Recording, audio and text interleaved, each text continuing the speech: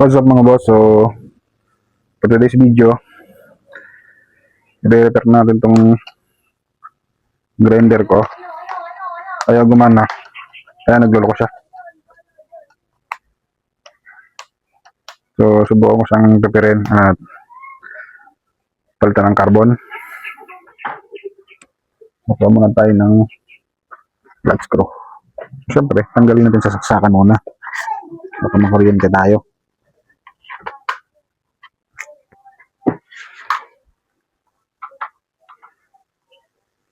Ito talaga yung sakit ng mga grinder, lalo na pag laging ginagamit.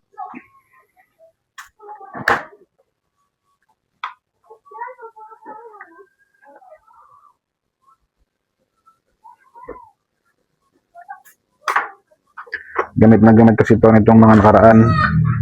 Gawa nang nag-mirror ako. Kaya siguro mabilis na ubos yung carbon niya. So sa pagtatanggal nito, iangat nyo lang itong pinaka-clip niya. Iba kasi yung mga klase ng grinder eh. May mga grinder na nandito sa gilid yung carbon, hindi mo na kailangan buksan. So i-screw mo na lang. Pero ito kasi iba to. Nasa loob, so kailangan mo talagang tanggalin yung pinaka-takip niya. Ito siya. So yun, medyo maliit na. Yung kabila. Check din natin yung kabila. Yung kabila, sobrang lala. Bubog na.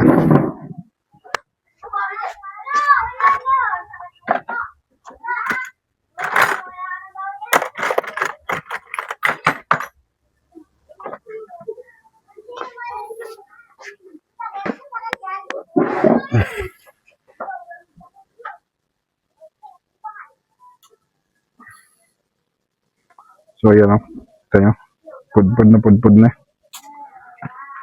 So good thing naman may mga stock tayong carbon dito. Nag-stock talaga ako nito para sakaling masisira nga, hindi na hassle, mabilis magpalit. Meron nga pala ito sa Shopee mga boss. So titignan nyo pa rin kung compatible ba sa grinder nyo. Itong mga to sa Shopee ko lang ito nabili. So 25 pieces to, ay hindi, 50 pieces to. 50 pieces to. Tapos parang nasa, basta lumalabas lang to ng 5 piso lang ang isa eh. So loko lang naman siya. So kung hindi mo naman laging ginagamit yung grinder mo, tatagal din. Pero tulad nitong sa akin, maghapon kong ginamit, mga 2 araw, papalit ka na ulit, 3 araw. Okay na rin, at least mura kaysa pag bumili ka nito sa hardware. Magkano to? Ang isa nito, 300 yata ang pares. O diba?